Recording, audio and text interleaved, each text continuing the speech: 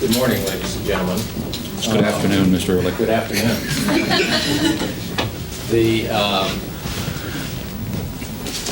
There's going to be a lot of things in this trial that you're going to see that are probably not fought, or at least are conceded. There's a lot of things the district attorney said that not only will not be conceded, but will probably scream out the truth to you. You will realize, and you'll see, and the facts will show, that it's a housewife that's on trial. But you'll see that Dan Broderick, probably one of the most powerful and influential people in this community, is still here. And still has control. When you see the attention that's paid, the care and the detail, and the cameras and the people, it's not because a housewife is on trial. It's because who she stood up to, who she had to deal with, and how she dealt with that.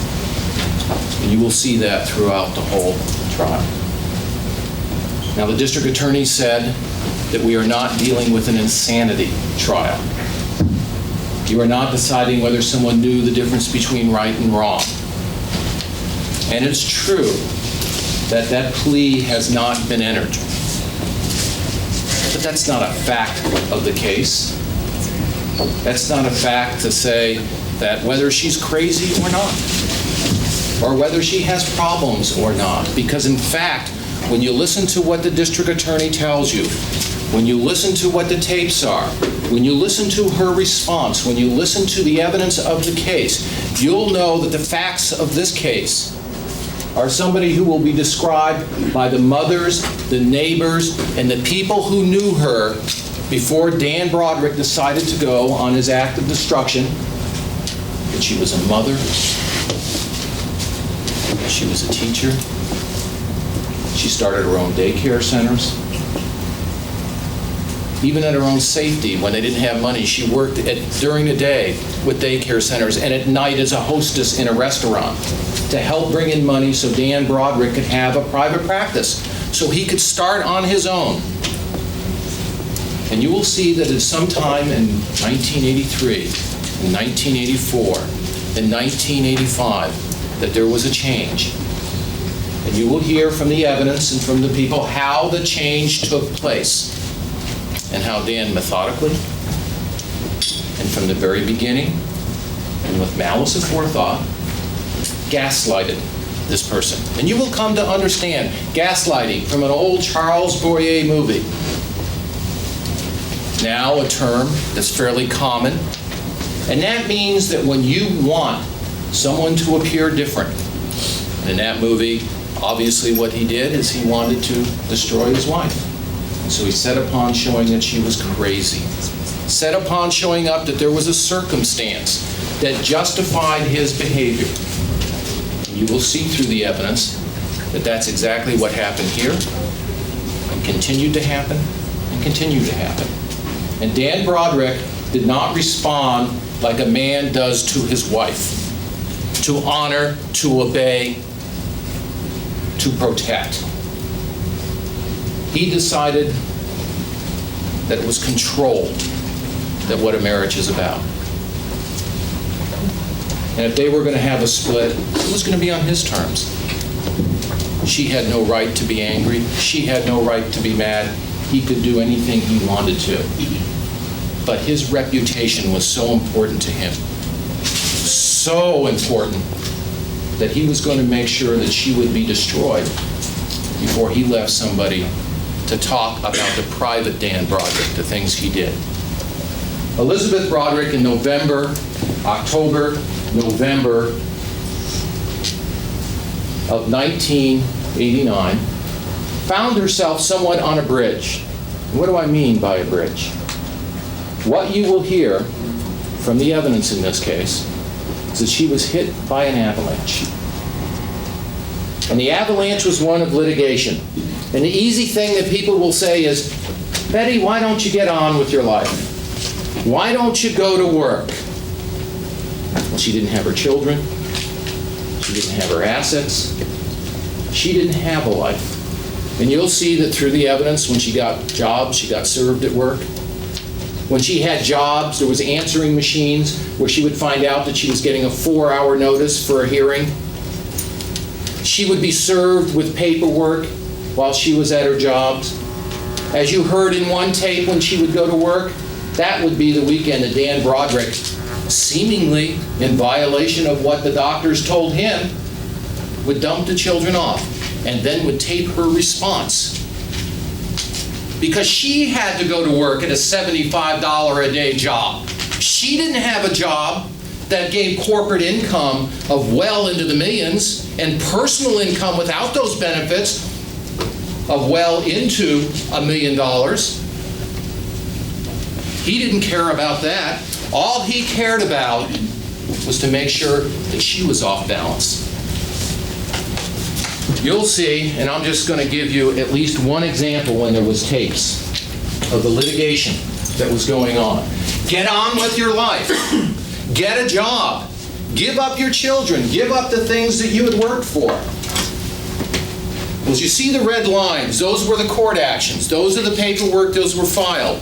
These were the things in 1987. Now you remember, she was divorced in 1986. In 1987, does it look like a divorce was final, that she was free? No, she wasn't free. Dan Broderick was. He had his divorce, and he had everything. He had the checkbooks, he had the money, he had the property, he had the assets. He could spend it any way he wanted. And he was generous during that time, because finally, even though he was taking home well over $100,000 a month, obviously having a very hard time making it on that kind of money, anyone can understand that, he was saying, okay, if the court orders it, I'll give you $16,000. This is after 20 years of marriage, and you'll hear about the things that went on. Now this is in 1987, the first half. Why don't you get on with your life? You're divorced. And remember, this was something that the jurors mentioned, that they understand that it's very difficult to come in as a juror and answer questions. It's very easy for us lawyers. Mr. Broderick was a litigator, and as you heard the district attorney say, he was a ruthless litigator, or he was a litigator that was respected because he won, because he did a good job, because it was easy for him to go to court. He was there every day. It was his battleground. And what his words were to her as you go through the rest of 1987 is not to say, okay, let's give up. I'll give you as much as I can, but we're in my arena. We're going to fight. You're going to be in here with Muhammad Ali. You're going to be in here with a heavyweight fighter. And we're going to see, and that's how we're going to litigate it. We're going to litigate this case the hardest way that we can. Someone who feels sorry for the wife, someone that treats them bad. The district attorney will tell you that Mr. Broderick wasn't the lawyer, but you will hear that when you see volumes of a court file that come up to here, that's just a court file that come up to here. That's not counting all the other paperwork that never got into a court file. That's not counting all the other stuff that went on. He was writing letters, he was responding, he was doing depositions, he was preparing interrogatories, he was doing the work on the case. He was sending letters where he would send a letter to her and copy his own lawyer. How many in a litigation like this would say, I'm going to do the litigation, I'll write the letters, I'll be the one who makes the decision? But these people will get on and say, well, Dan Broderick wasn't involved in this divorce. Well, when you see the evidence, the common sense will tell you. They can say what they want, but common sense is different. Well, she found herself with the avalanche. And what happened with that avalanche is sometime in 1989, it came to be apparent that no matter what happened in court, she wasn't going to win. She wasn't going to come out with anything that she would consider fairness at that point in time. That's true. That's how she felt. So in 1989,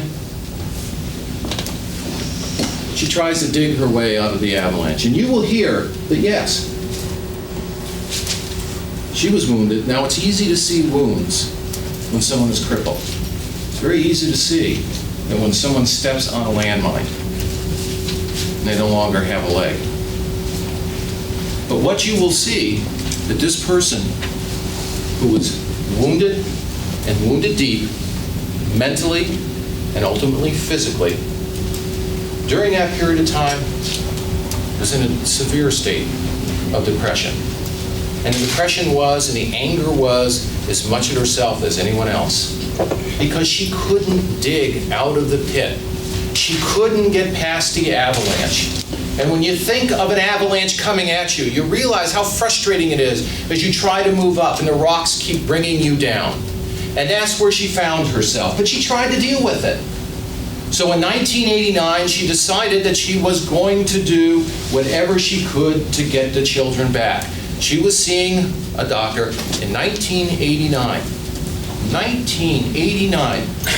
This is a woman who was described as the perfect mother, or at least by some people, whose children would come home and say, "Why can't you be like Betty Broderick?"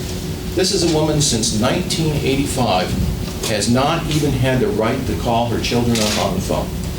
Terminated. Not with the advice of a doctor. Dan Broderick went into court and with his own affidavit, didn't bring a doctor, didn't do anything, said this woman shouldn't even be able to talk to our children. And there wasn't one doctor that was in the courtroom. And do you think, and you'll hear for 1 minute, Betty Broderick didn't believe that she could go in and ask that Dan Broderick be terminated without a doctor and say he's crazy, and any court would say, if you say it, Betty, then that's the way it shall be. So ordered. But that's what happened in this case. Dan Broderick came in with his own affidavit without one doctor, and it was so ordered. She shall not call. She shall not talk to. She shall not see her children. And that's how it started off. So she found herself there. And she was seeing doctors. And she was having visits, and she was going to group therapy, and she had done something that she's always done, tried to do, and you may see it as a fault, as a character flaw. But she's always looked at the children, when you move them, should be by a school year. Whether they're with their father or with their mother, you should disrupt their life as little as possible. Now there's times, and you'll see crazy times by her, where yes, there's disruption going on by both of them.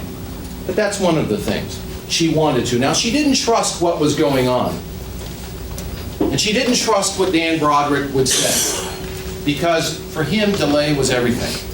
You have to understand that in 1985, when Dan Broderick walked out, until 1989, she had no property rights. 4 years went by. Now, Dan Broderick had all their money, all their property, all their accounts. He could do with them what they will, what he willed. But he had them. Now, in 1989, she wants to have her children back. And during the period of time of 1989, when she's asking him, and Dan is saying, well, let's do this, let's have a hearing here, let's delay this hearing, let's hear from a doctor, let's do some depositions. And now it goes from July to August to September, and the kids are now in school again. Elisabeth Broderick knows as what's going on is what went on before. Dan Broderick has the children, and she doesn't. And that they're being delayed again. And she has a new lawyer, and she's saying, it is in his interest to delay. I don't want to delay. Let's have the hearing, let's have the ruling. But it's delayed. The hearings are delayed, so September becomes into October. But she's trying to crawl out of that pit. And she's in a very severe depression. And you'll hear about depression. You'll hear that it's a lot of self-hate. It's a lot of pent-up emotion. And you'll hear that it can explode. It can explode when things happen. And so in 1989, in October, beginning of November, she does get some letters. And those letters takes that shallow bridge that she was trying to do, and completely shatters it, completely destroys it.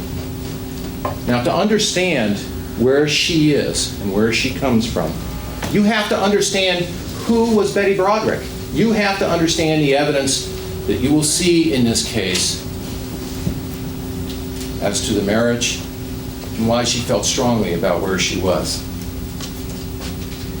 They met in the late 1960s, Elisabeth Broderick and Daniel Broderick.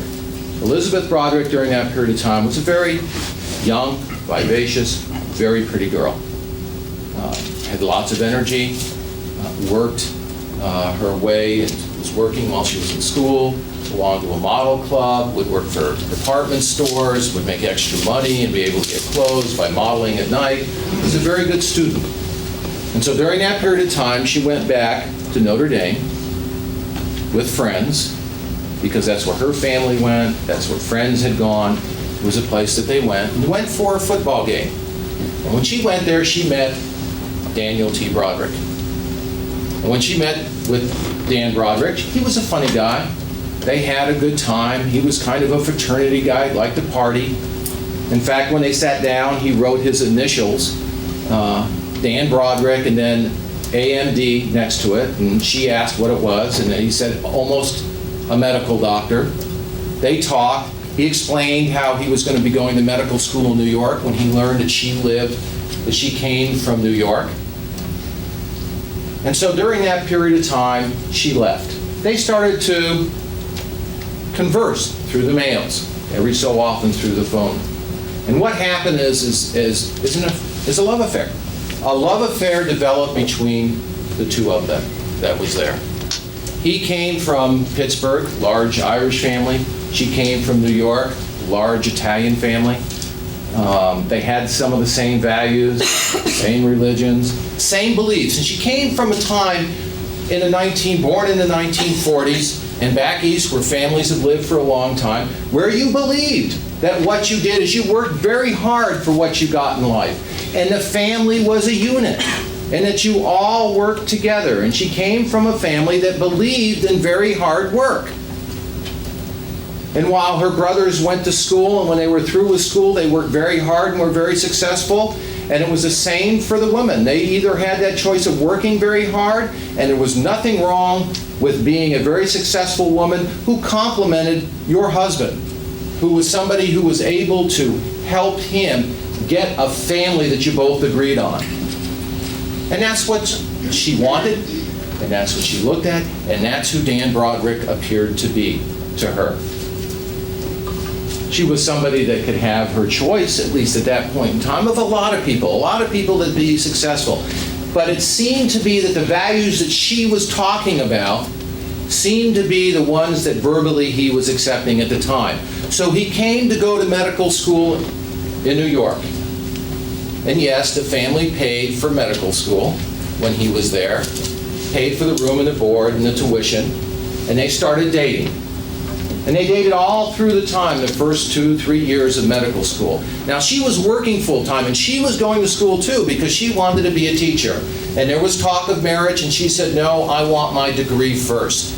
It's something that was strongly ingrained in her family, is that you should have an education. Even if you want to be a housewife, you should have an education because you're both working towards goals. And that's what she wanted. She wanted to be able to have that goal. She wanted to be able to be an educated person, something that would have something to add to a marriage, to a family. And so she did not want to get married at that time. But she continued to work enough that she bought her own car, their only transportation in New York. She would pay for dates. She would pay for them to be able to go out. And it wasn't with bitter, and it wasn't because he was a money-making machine. It was because they enjoyed each other. And they enjoyed each other immensely, and they had common goals and common beliefs. Well, finally they decided to get married. She finally finished school. And she finished school early. She finished school early so that they could get on with their plans of marriage. And they went on a honeymoon. Now, after they went on the honeymoon, things changed. All of a sudden, she realized that the person she had talked to had some other things on his mind for marriage. And those things were certain things that just women don't do. From the day they were married, even though she was working and him not, and even though the district attorney tells you that she appears to be a whiz with money, turns sand into gold, and even though you will hear he is somebody who turns gold into sand, at least in the courtroom, when it comes to valuing things, in Betty Broderick's mind, she is never again allowed to touch the money. Know where it's coming, know where it's going, know what's happening with it. From the very beginning. It's called control. And that's the way the marriage was going to be. It didn't matter whether it was going to be when they were going to do something, when he was going to go out, what she was going to do. That was the natural order of things. And you know, Elisabeth Broderick accepted it. Because they had a partnership.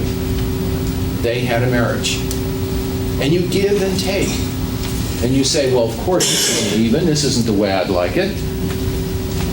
But we are working towards the same things. We have the same ideals. And that's what she did. She accepted and became part of Dan Broderick, basically. And that's the way he wanted it, and that's the way she was willing to accept it. Which meant that she gave up a lot of identity. She was still able to be a mother, she was still able to do other things, but her identity became hooked up with Dan Broderick by his demands and by her willingness.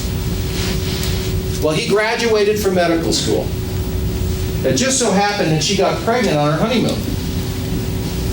She knew it because she had the baby almost 9 months later.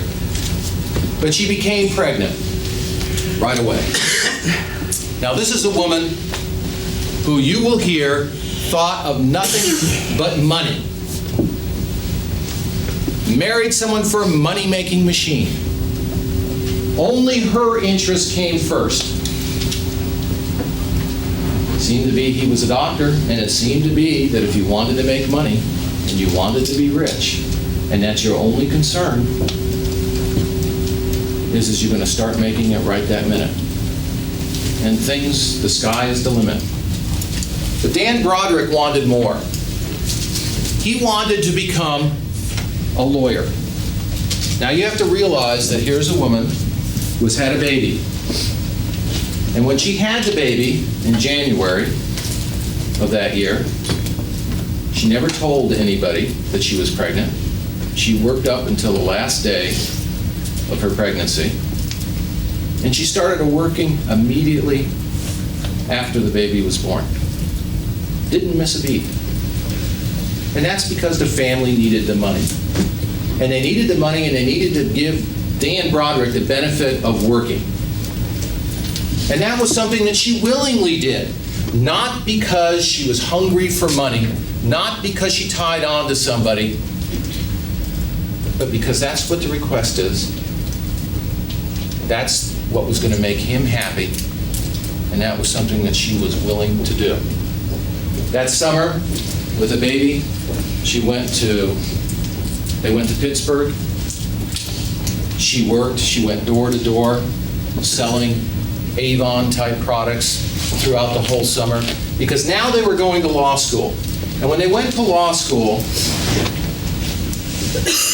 it was decided that he was put through medical school, and it was her understanding that the money with that many kids was not available for law school. But together they talked about it and decided that this was a sacrifice that she was willing to make. And so when they moved to Boston, they moved to an area that wasn't the best part of Boston. They lived in a basement apartment. There were times during that year when the heat and the water would be out in the apartment that they were living in.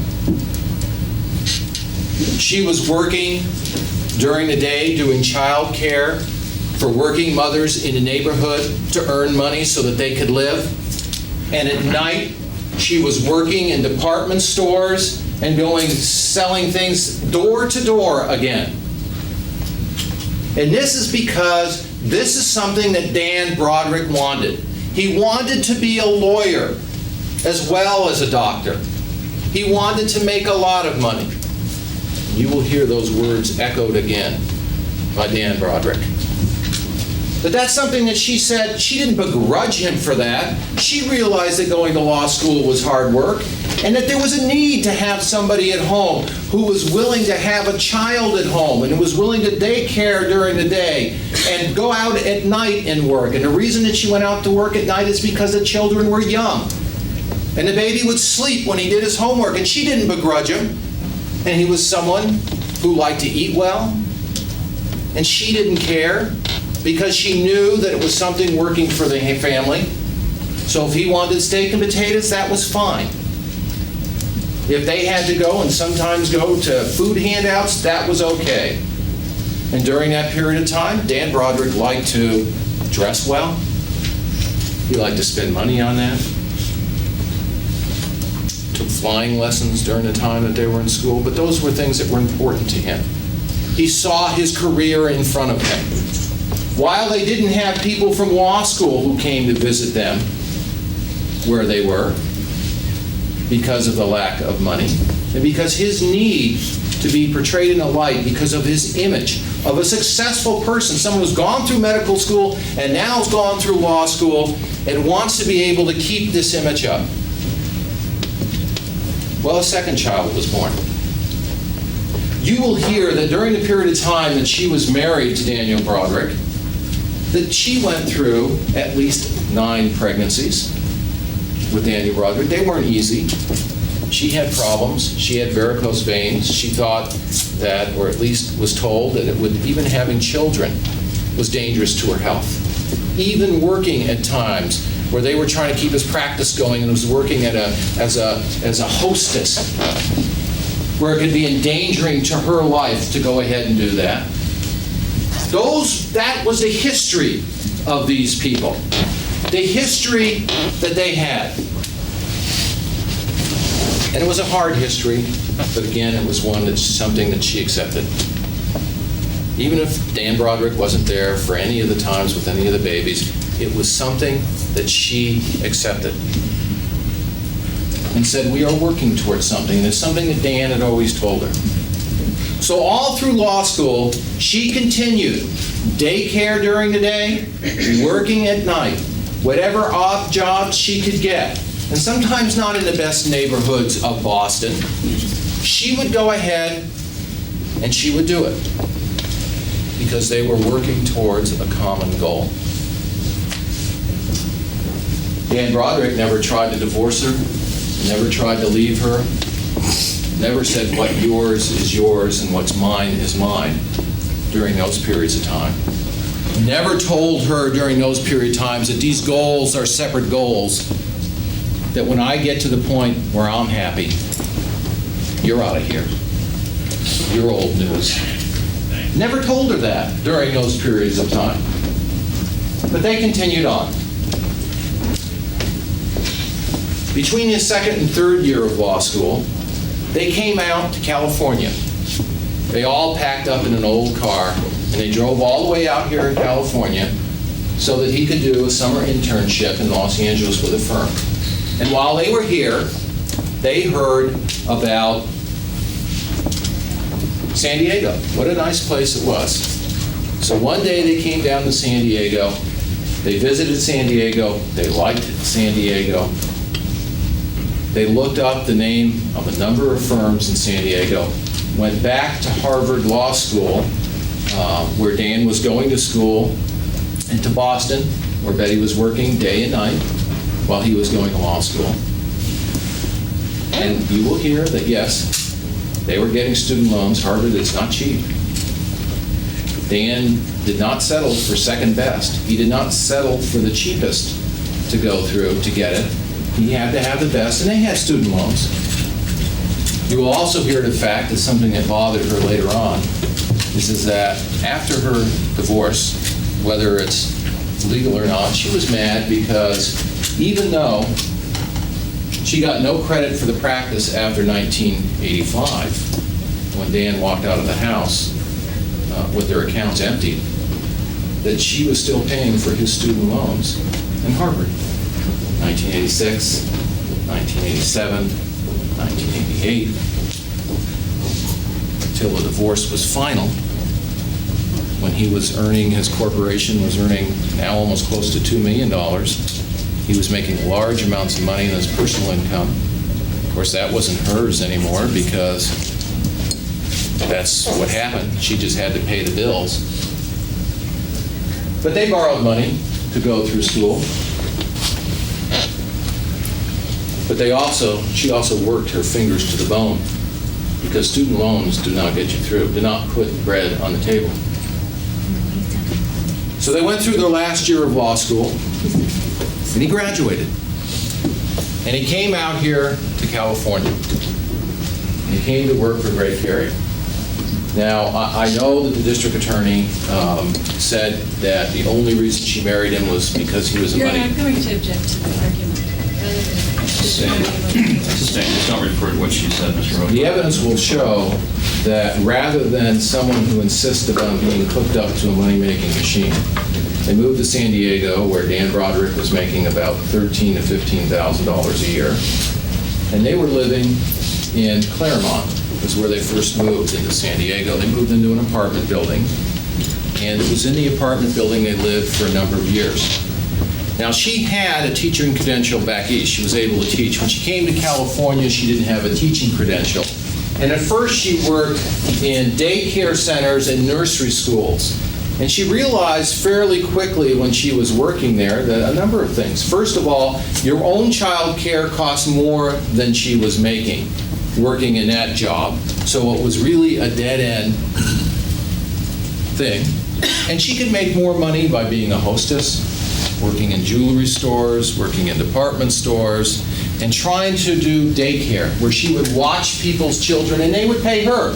So during the day, she would do that, and her children were still young.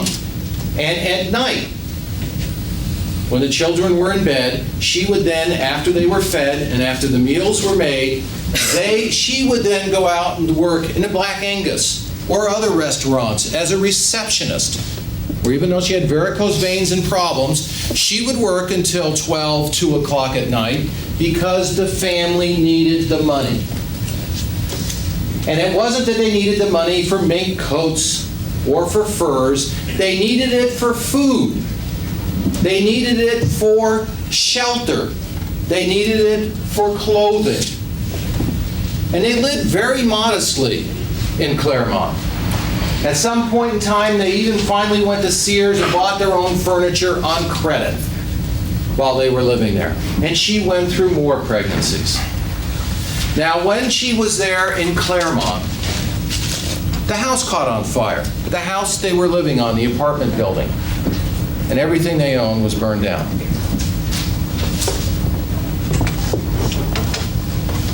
Including the furniture they bought from Sears, which meant that they got an insurance settlement. Now, they still owed the money to Sears, and they continued to pay on that for years and years and years. But they took that money, and at that point in time, they bought a house in La Jolla, somewhere in the $70,000 range, that you hear is the Coral Reef home. It was the first time that they had a house that they were able to call home. It wasn't a mansion. It wasn't by the beach. It was a relatively simple house in a nice family neighborhood. And they purchased it. And for years, when they lived in that house, they didn't even have furniture. They didn't have living room furniture. They didn't have den furniture. In fact, when finally a relative came over and was tired that they didn't have anything, bought lawn furniture so that during the day they could sit out in the yard. And at night, they would have something in their house to sit on.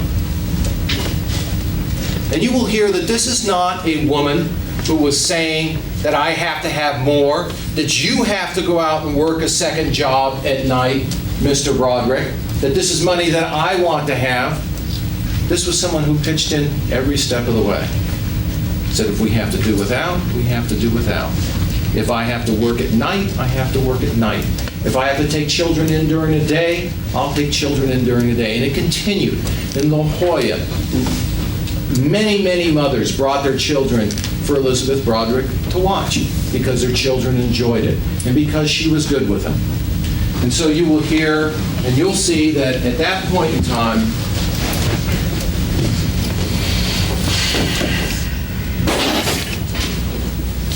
she had a number of children.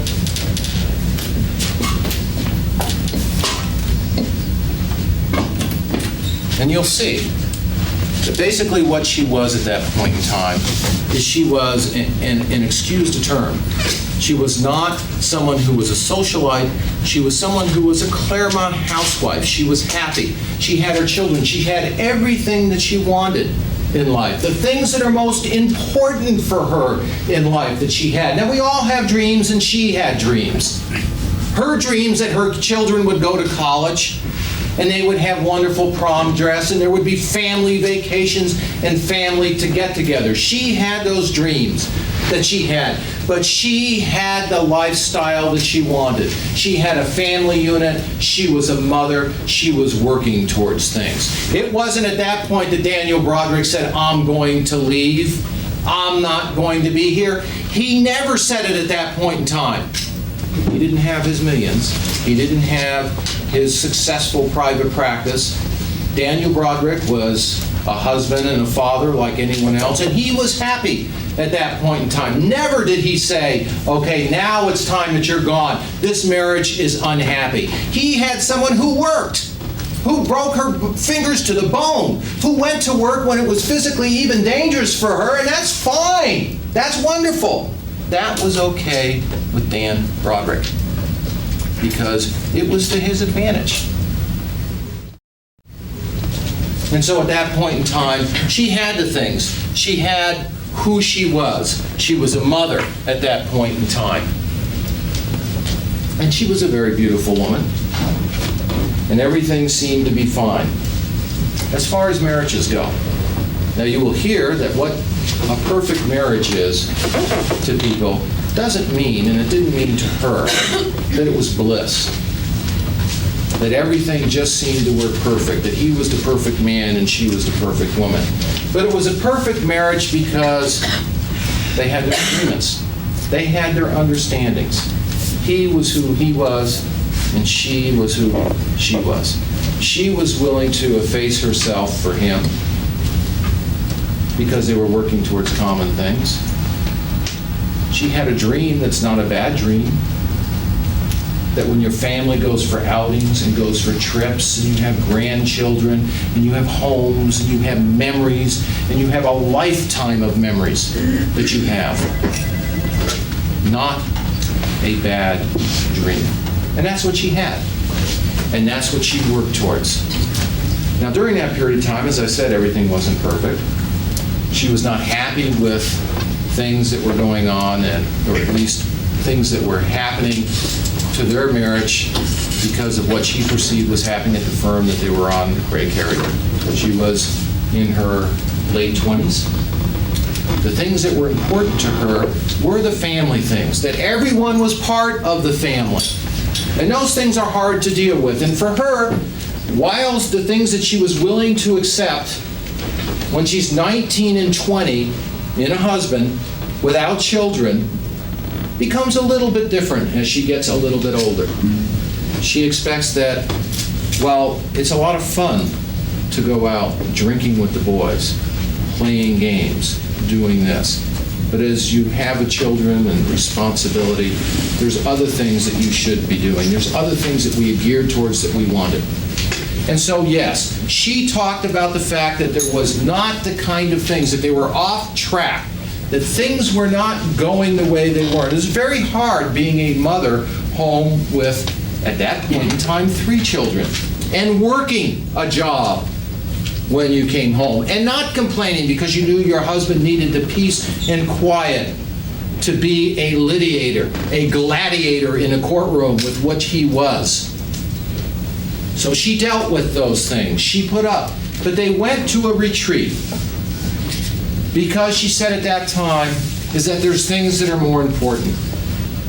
And at this point in time, not that she wanted a divorce, but she wanted them to know how strong it was. If they go on like this, I just as soon leave San Diego. I just as soon get away from everything that you think the future holds if we can't have a family. I can go back there. I'm surrounded by family. I have my beliefs. I have my family. I have everything there that I need. And those are the things that are important to me. And that's what she says.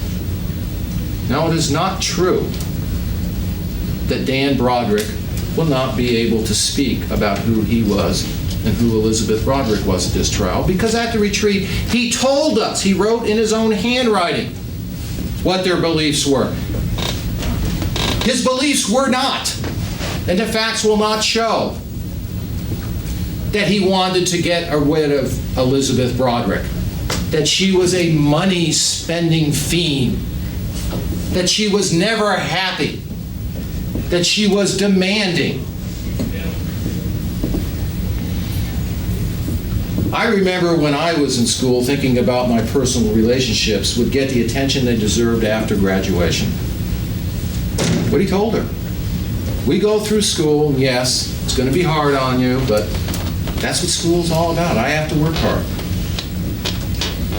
Since starting to work, I've always thought about next summer, next year, after I make partner, after I am earning enough money to be able to afford trips and boats, etc. Not that you're hoping, I am hoping. Even now, I believe that our lives together will be much happiness when money ceases becoming a problem. It will enable us to do lots of things like travel to Europe that will always be shared experiences we enjoy and never forget.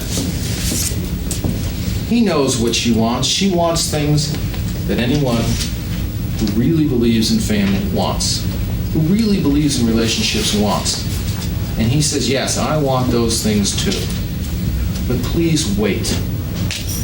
You'll get them. Keep working. I want to be able to take you and the kids to South Bend every fall for a game without thinking twice about it. To go out to dinner with the family like we did last weekend without having to worry about the cost. Even to go out to dinner, they have to worry about what it's going to cost them. To buy a piano if Kim wants one. To buy a ring, a motorbike, a microwave, a camera, whatever you want, when you want it. Now, what does he tell her that she wants? A camera for the family, a motorbike, a microwave. These are the things that she wants. Things that are luxuries. I honestly believe that having this ability will make me happy and secure and will make me a more loving and more lovable person. Not children will make me that way. Not a wife. Not a home. I honestly believe that having this ability. Your Honor, I'm going to object to the argument. Sustained. The problem is that I may not make it before it's too late. I feel lately that time is running out on me. That may be one of the reasons I've been thinking so much about going out on my own to practice law. His idea. I want the financial security now so that I can get on with the important things in life. No caveat that the important things will come without you as soon as they are achieved.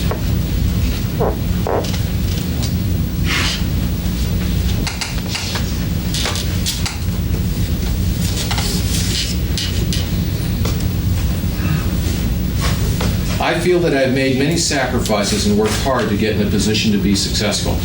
I have made you sacrifice as well, perhaps even more than me. Some recognition. of those sacrifices. I want to pay you back, to make it up to you, to reward you for all the deprivations. I want you to be happy, content, secure, to feel that the sacrifices were worth it. I want to go on living so that I have time to accomplish this. I always tell myself that what I am doing now, the way we're living now, is just a temporary situation, that things will improve and that my goals will be realized. To die now would be a tragedy. Mind you, I'm not saying there will ever be a good time for me to die, but the earlier the worse, especially if I haven't at least reached my goal of material success. Never during that time did he say, my goal of happy children or a happy wife.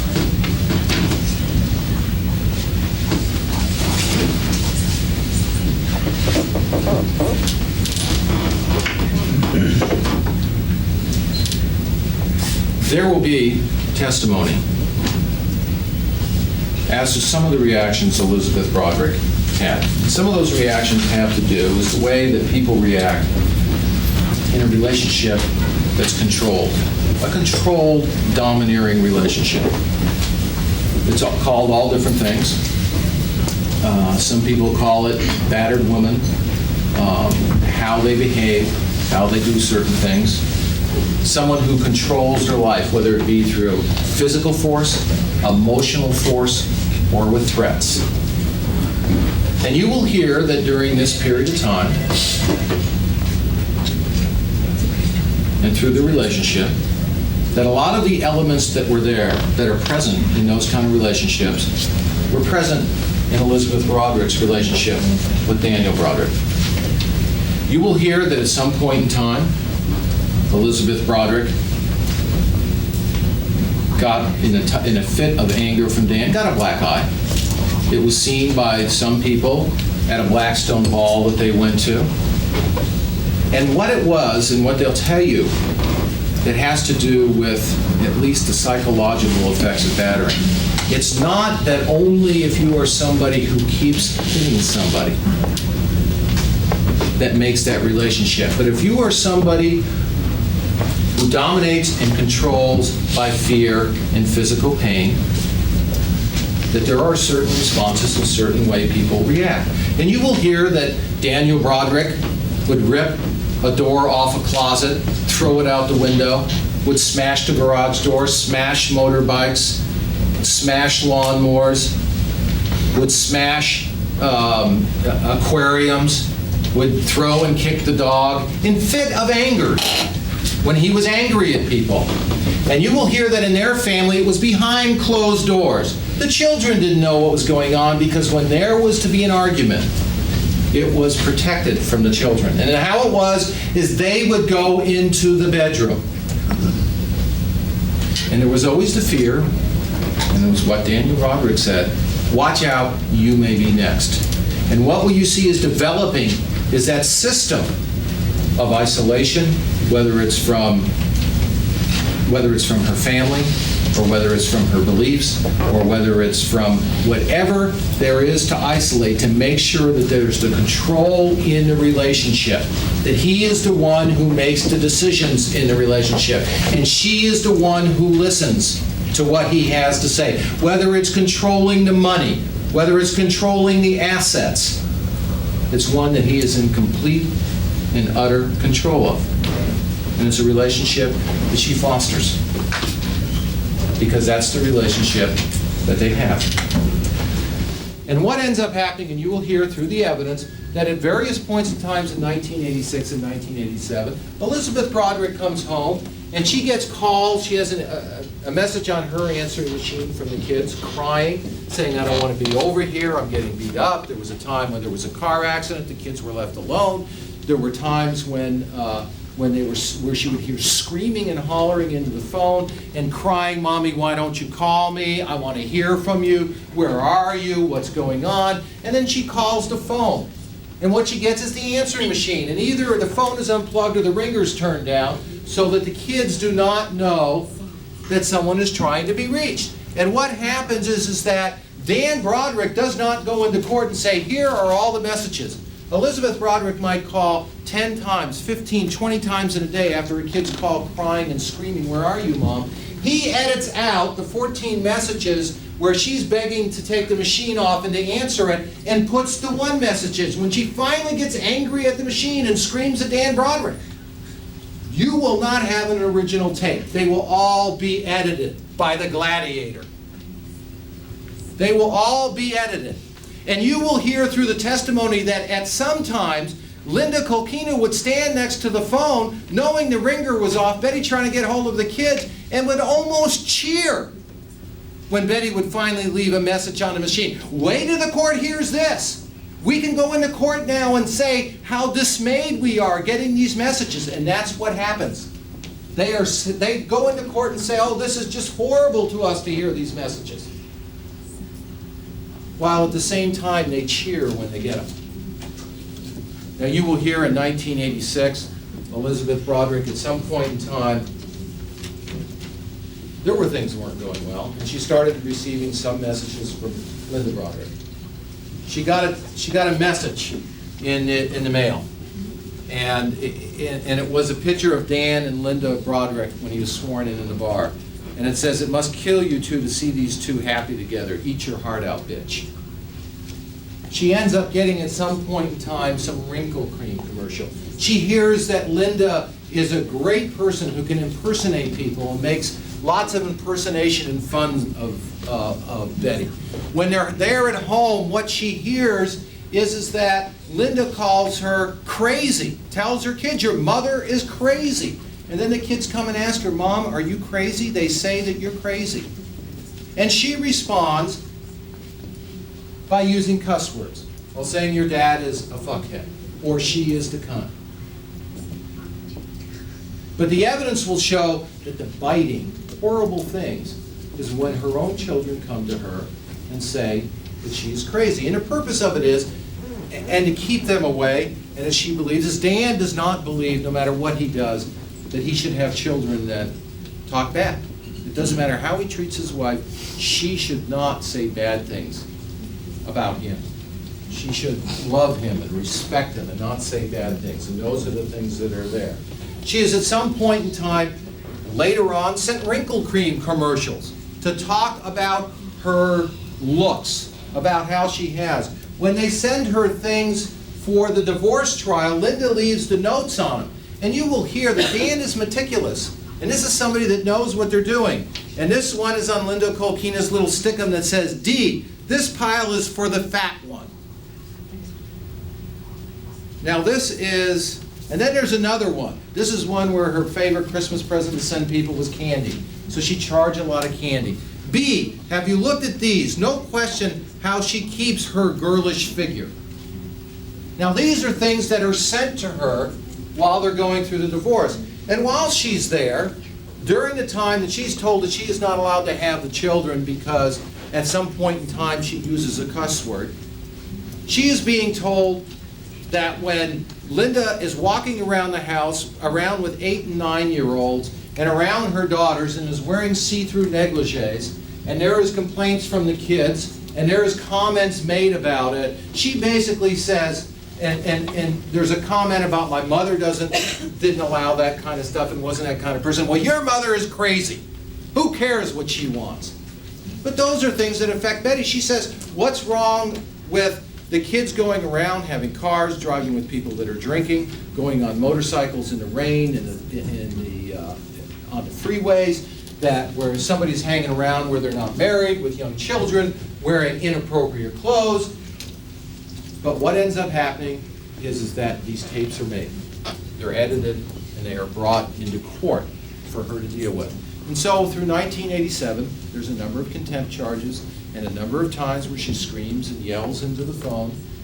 There are times when she hooks them up for exams, and when she comes to pick them up for the exams, the boys aren't there, and she gets angry about it, and she calls them names throughout the proceedings. There is times where she's giving jail sentences for it, it's true. There's a time where she's fined $16,000 because of continued use of bad language. There are all these things that are going on. And during that time, she is upset that things that she knows are going on in our world. So she goes, she finds out that she's trying to tell the court, well, Dan is an alcoholic. And she's battling with those things. She's very upset about it. Dan has two drunk driving convictions. She's told that that's irrelevant, but her bad words are relevant. She finds that one of the files, which she just finds is missing.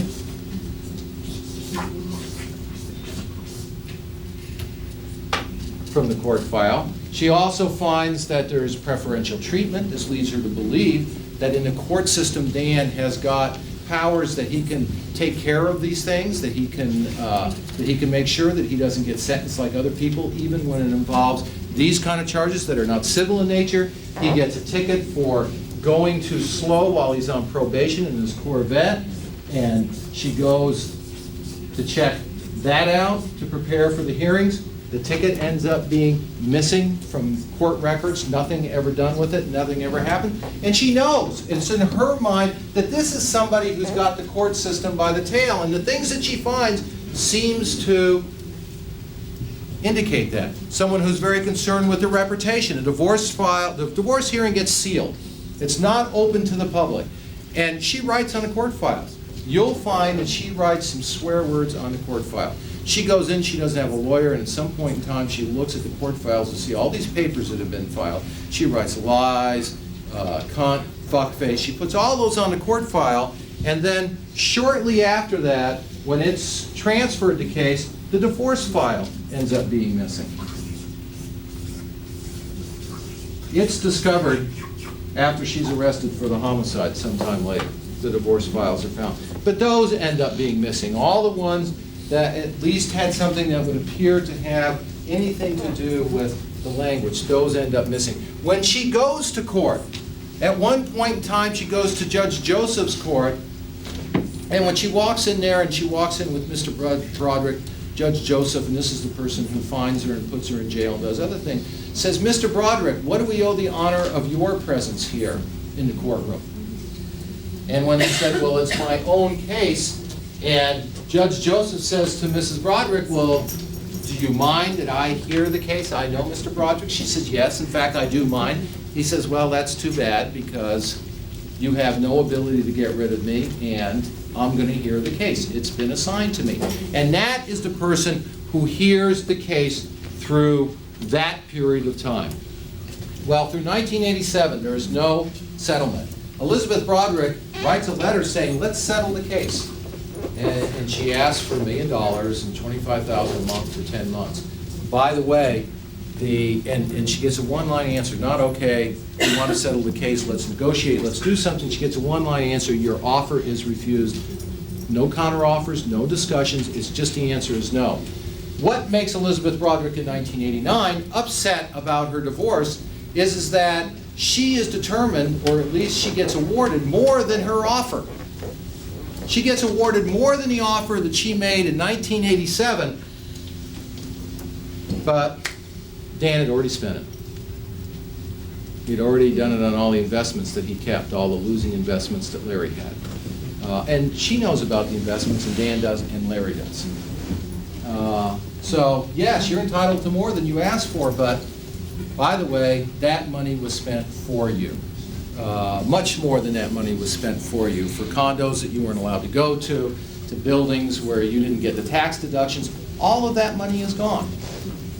So yes, she does get upset because she's been saying all along, all I want to do is get out of your control, get this settled so I have some peace of mind, I know what I'm doing, we can then talk about the children, and I don't have to rely upon all of a sudden having you put me in a position of power where you could say, I'll cut your money off.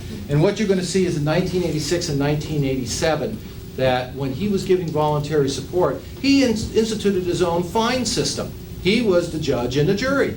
He decided that if you set foot on my property, it's going to be so much minus money. And if you set foot on if you say a dirty word, that's going to cost you so much money. So in 1987, in November of 1987, one of the letters she gets from Dan is, not only am I not giving you support, but you're in arrears. I fined you so much that you owe me $1,500. And that's the day that she goes over there to talk to him, and the day that there's the the Blackstone Vault. When he's being installed as president of the San Diego County Bar Association, he has already set himself up as the judge in this case. He has already instituted his own fine system, and he's already decided, I am going to decide how it goes. And she goes over there and says, how do you expect me to live? I don't even have any money. You're saying that I owe you money. And Dan Broderick says, you have 10 seconds to get off my property, or I'm calling the police. And she says, as she's done before in 1985, and as she said in 1986, we have to settle this. I can't go to court and beat you, Dan Broderick. I want to settle it with you. And the police are called, and Betty Broderick did not ask to be arrested. The police officer told her that she was going to be arrested, and she, at some point in time, said, okay, I'll leave, and it was too late for her to leave. And that's not just from Betty Broderick, that's from her memory, and that's from Dan Broderick's memory. But she got put in jail, and she got out the next day, or she got out sometime that evening. So this is somewhat the backdrop. You'll see in 1987 when she gets put in jail, I've already told you. Kim comes over to her house to have a party. You will hear that Kim came over there quite often to party when Betty wasn't around. She took her clothes, she took her food, she brought friends over. You'll hear that sometimes Betty would get called on the answering machines from the kids complaining, we don't have any food over here, Mom. We're hungry.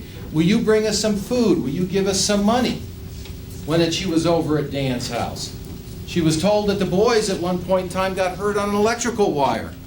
She heard at another time that the boys got hit by their father, and one time were thrown down the stairs by their father, and their father got angry at them, and that there was nobody home at any time, and that sometimes there was nothing there to eat but steak in the refrigerator. The kids would eat nothing for breakfast before they go. And from school, she was coming back and getting complaints from the school that the kids were there sick. And during the rain, Brett was sent to her house while she didn't have control of those kids because he was going to school with holes in his shoes. This is a man who was wearing the most expensive clothes that you can buy, dressing like a dandy, and sending his children to school with holes in their shoes and holes in their shirt. And they were so sick that they were brought to the principal and asked, can you take the kids home? Can you take care of them? And she got upset, and there was times that she yelled and she screamed about what was going on.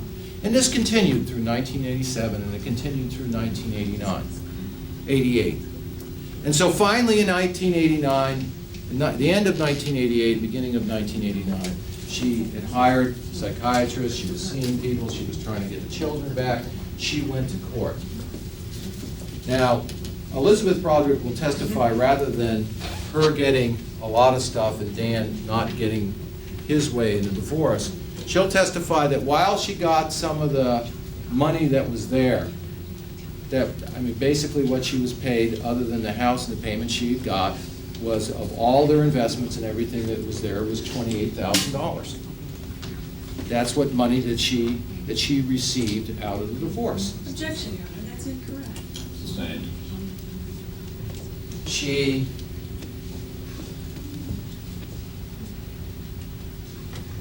She was not given custody of her children, even though her children wanted to be with her. They wanted to live with her. And so what you will see is that she was upset. She was upset. She was having problems with Lee. Lee was having problems at that time as well as Kim. And Lee was having enough problems that at some point in time, when she had Lee, she took Lee to a rehabilitation center. It was something that was very hard for her to do. And Lee did what a lot of children do when they're taken somewhere by a parent. He wasn't taken there by Dan.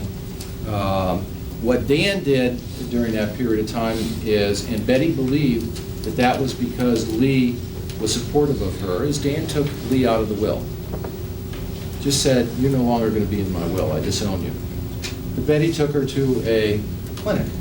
And Betty got involved a little bit in the clinic, and Lee told her how much he hated her, and she didn't want to be there, and her mother took her out again and tried to get her to do stuff at home that didn't work.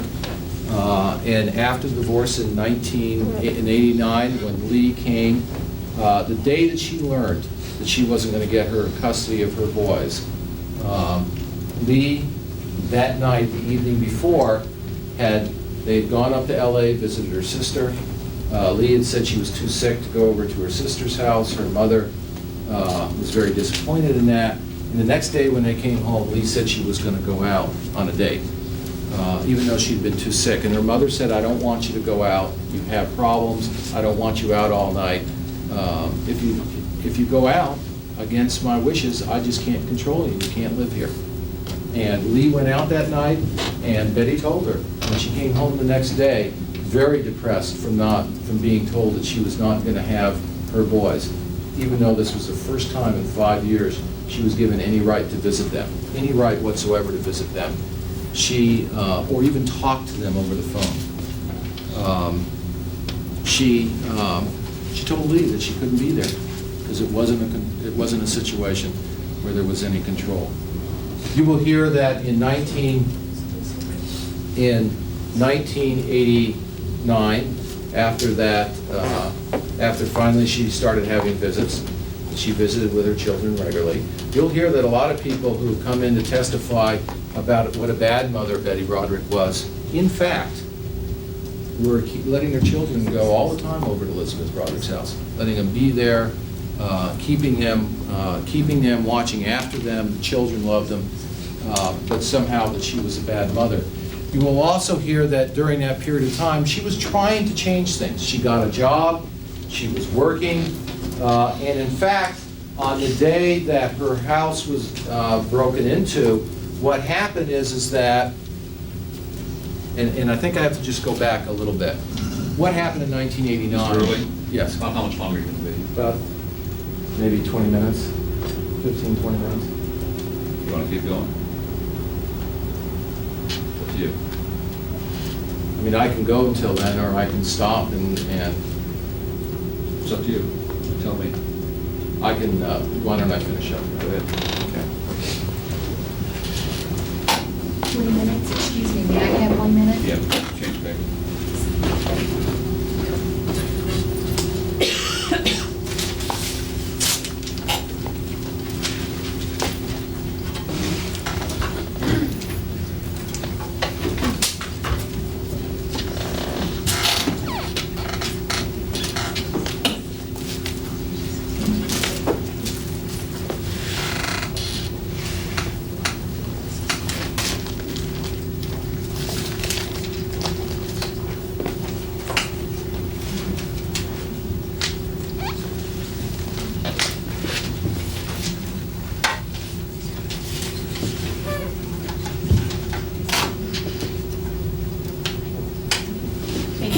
In 1989, she was trying to make some semblance of a shattered life. She was working. There were problems. Where she lived was, the house had been trying to be broken into one day. The stairs had finally collapsed from the termites. She had gotten, from her testimony, is that Kim had been in a relationship with some guy that was not good for Kim. That person, Kim was off to school, that person was calling Elisabeth Broderick, was making threats towards her, telling her that he was watching their house, that he was tired of her interfering with the relationship with her. And that is the backdrop that in 1989, she was working as a nursery school. Now you have to remember that during that period of time, this was no longer the Betty Broderick that was there before. She was trying to come out of the avalanche that had been there before. She had lost her home by Dan Broderick. He had sold it out from her.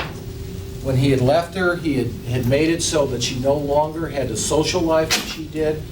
Her friends were gone. Her reputation in the community was destroyed.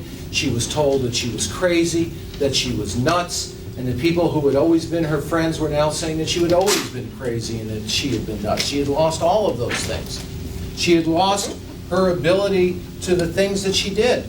She had lost the things that she was a mother, and it was just taken away and just discarded, with Dan saying that those are no longer there.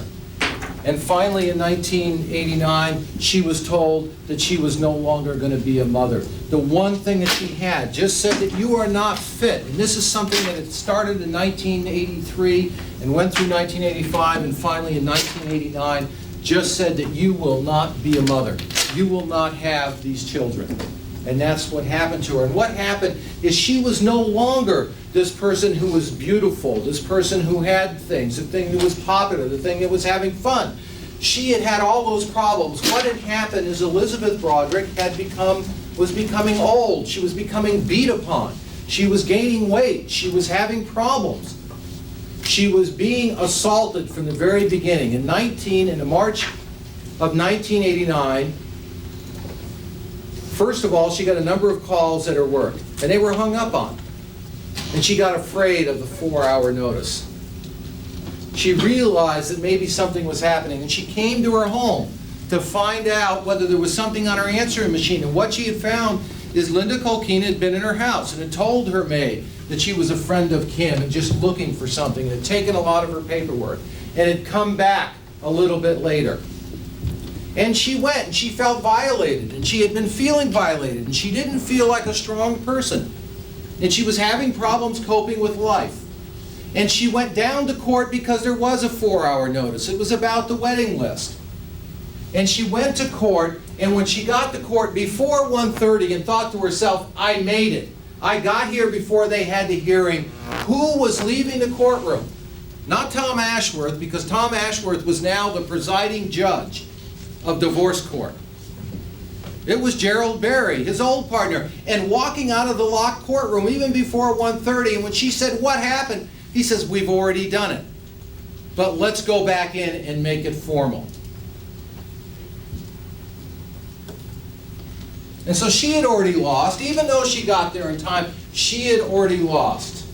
And you will see that during the time that the divorce was proceeding, that there were things that they were doing to make her angry. When they would cancel their insurance, Dan Broderick wouldn't cancel the insurance. The letter would be written by Linda Kolkena. I'm canceling all your insurances. And when there was a complaint about it in court, there was a request by Elisabeth Broderick's lawyer at the time about, listen, you know what kind of problems this causes. Can you leave Linda Kolkena's name off of it? But what happens in 1989 when she is given her piece of property, the thing that she got out of the divorce, the property that she had, what happens is that he has it notarized by Linda Kolkena, even when he's giving her the one piece of property that's hers.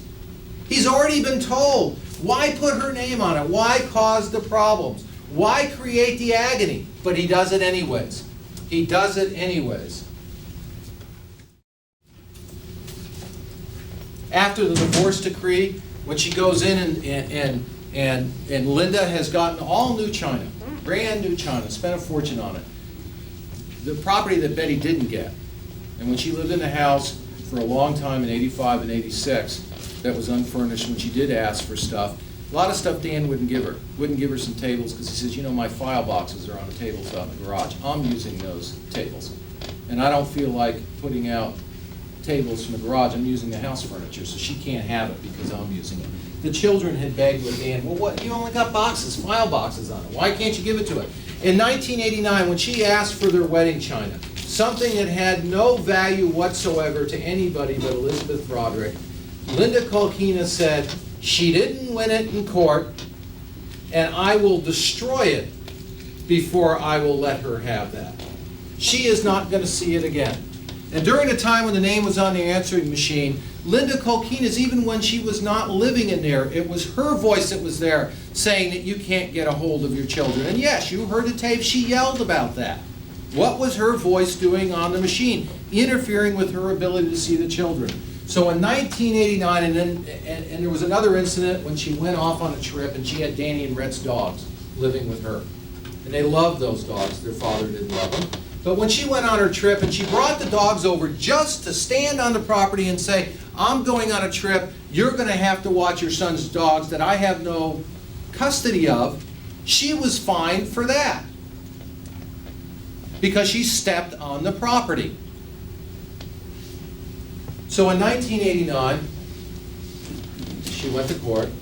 She was fined 1 month for taking the wedding list. There was a fine, large fine, that she was fined for taking the wedding list. When she went to the door, it was there, and she picked it up, and she took it with her to see who was going to the wedding at that time. There was the time that she was visiting her kids in 1989, Dan again started fining. There was some things, he said that one time you drove over and broke some flowers, you broke a light out there. Instead of going to court, small claims court, he started deducting the money from her court-ordered support. He started fining her again. In 1989, she was seeing the children, had a good month with them. All of a sudden, their visitation started to change. There was times when they went in and he wanted them for a certain weekend, and so they went in and they changed the weekends. In September, October, November of 1989, when she was trying to get her children back and she was trying to at least work in with the system, in September of 1989, the answering machine came on, and it came on again with Linda Kolkena's voice. Dan hated the phones. They had their own private number. And it was her only contact with her children, other than the time she was able to see them during the week. But again, the voice came on, telling her she wouldn't have that, and she got upset. They could have put anyone's voice on the machine. They could have put the kids. They could have put anybody's on there. But Linda Kolkena's voice came again on the answering machine, and the answer was simple. Now it's her house. They don't have to worry. She can do what she wants. But they knew that at that point in time, when they were delaying the proceedings for her getting the children back, it made her upset, and they knew it made her upset. The weekends were changed. She had plans, and a lot of times, as you hear when Betty has plans, the kids were brought there. She had made plans for Acapulco a long time ago, and you will hear that she canceled a lot of plans with her friends because she never knew if the children were coming or not. She wouldn't know till Thursday or Friday, so she just wouldn't make them, or she'd cancel them at the last minute if the children came. If she was going to end up getting the children, then she'd cancel all plans. Well, this was one for a trip to Acapulco that was made months, and they told her, please don't cancel. You just don't have any right to cancel these plans, so she didn't. They changed the weekends, and it would have been a month and a half since she had seen her children. A long time since she had gotten her weekends, because they'd all have been changed before she went there, and she was going to see them again. She received a letter that basically said that we will not agree to what we thought was an agreement as to change in custody of the children. And she was upset about that. And she realized that she was never going to get the children again. And then, during the weekend, when she had the children, she had made plans. She had gone out and bought dinner for Sunday. They were going to go to Tijuana, and they were going to do some shopping. The kids like to go there. She received a letter. And basically, the letter told her, was a letter that was mailed to Walter Mann, and of course he sent it on to her. And the letter talked about, here's the tapes.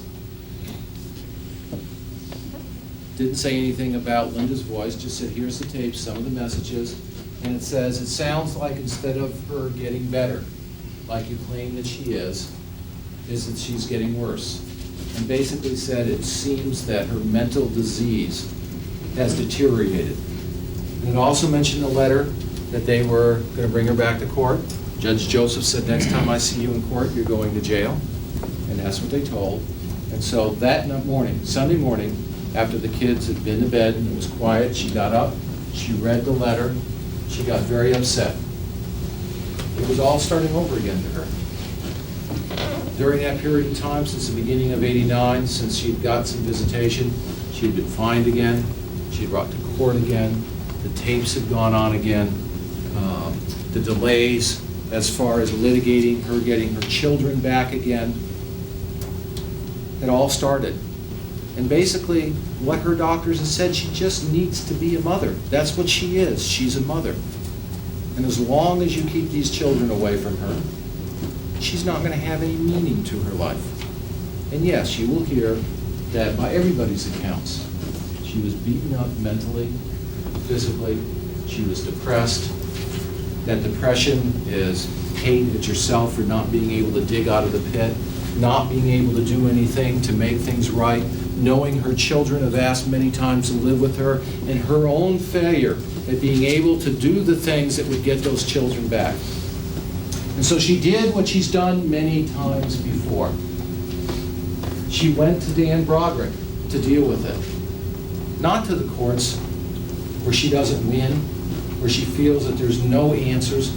She went to Dan Broderick to say, this has to end. And she's gone to Dan Broderick before. She went there in 1985 when she banged the door. She went there when she went to the, when he stopped the divorce payments. She went there just before the divorce, went to Dan's home. She went there on one other occasion, where she went to Dan and said, we have to settle that. And you will hear that she was moving from her home to a condo. She was trying to cut her expenses down. She was trying to live on what she realized was going to be an income that wasn't going to last forever. And she was trying to get her boys back. She was trying to get her everything under control. And so that morning, when she was moving from one house to the other, she got up. And she had a gun. She had bought a gun that day when Linda Kolkena broke in her house. And when she went to court and found out that when she went into court that she had already lost. And there was people calling at her house and screaming, and there was people trying to break in, and she just felt unprotected. She felt that she was totally powerless. And she bought a gun, and it made her, at least at that time, have some security. That in her home that she was secure, that nobody could come and beat her up. That this litigious assault, at least it gave her some feeling that she could deal with it. And so she got up that day and she decided to go to the beach. And you will hear, because when she opened the letter and saw it, and she writes on the letter exactly what her feelings are. I can't take this anymore. This has got to end. There's got to be a resolution to that. And she will tell you that as she sat there at that table, thinking about that and being so depressed, and the walls were closing in on her, and everything seemed to be horrible for her, she had to get out of the house, and she did, and you'll see that she went to walks on the beach all the time when she was depressed. She decided that she had to leave. She had to get out of there. And she left, and she said to herself, what good is it going to do to try to walk away from the problems? What good is it going to do to go to the beach and feel good for a minute? This has to end. And she did what she did before. She went to Dan Broderick. And when she went to Dan Broderick, as she has before, she went to Dan Broderick to insist that he talk to her. She had decided, like she had before, she wanted him to know she was serious, that she was willing to commit suicide, and there's nothing worse that she can do than to kill herself in front of them and let the world know that it was them that caused all the agony. And she went over to the house and she brought the gun. Now, every time she's gone over there, they've always said, call the police. We're going to call the police. And she wanted an answer. She had to have an answer. And she went over there, she walked into the house, and you will hear that when she walked up into the room, that they woke up, she said something to them, and she has no idea, no memory of what she said to them. And what they said is call the police. Now at that point in time, she fires the gun. She remembers pulling the trigger once. She remembers the empty click as the gun went off and realized that there's no bullets left. You will see from the testimony when you go into the room that here, when you see them, that all the bullets are pretty much in one direction. You will see that from the testimony, and you will see from the evidence in the case, that there was a confrontation between those people and Elisabeth Broderick when she tried to speak to them, and they said to call the police. What you'll see here is that Linda Kolkena was shot in a certain position. Now, what that means is... Objection, under counsel's argument. Tell what names and clothes. I was going to tell what my expert's going to say, but I can't say that now? You can say what your expert's going to say. Okay. Not what names, you say what your expert's say. What the evidence will show is that what tells you is when a shot is fired is the position that the shot hits the person at a point in time. So if I am standing here and I am shot in the back, and it goes here, it doesn't mean that before I was shot. If I go like this, it means that I started in this position and I turned around and the shot hit here through the back. And what the evidence will show is that Linda Kolkena started to roll towards this area to where the phone was. And then Dan Broderick started to roll towards where the phone was. And the reason that you will see that from the evidence is that someone who was dead asleep and shot in the chest would not know where the shot come from, would not know what position to roll away from, would not know what's going to happen.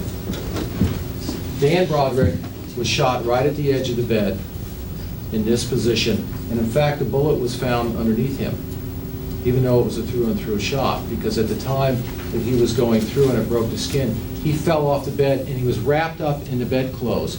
He was not shot in a position where all of a sudden he shot and was dead. He was moving enough so that when he fell off the bed, he wrapped himself up in the bedclothes. He was moving from that position.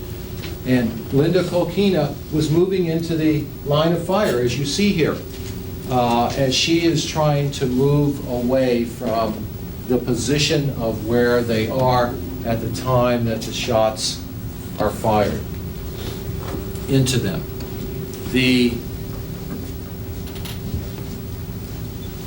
After the shots are fired, Elisabeth Broderick does rip the phone off, and she will testify that, and you'll hear from other witnesses, that she told people when she called, "I don't know if I hit anybody." And the reason she ripped the phone off,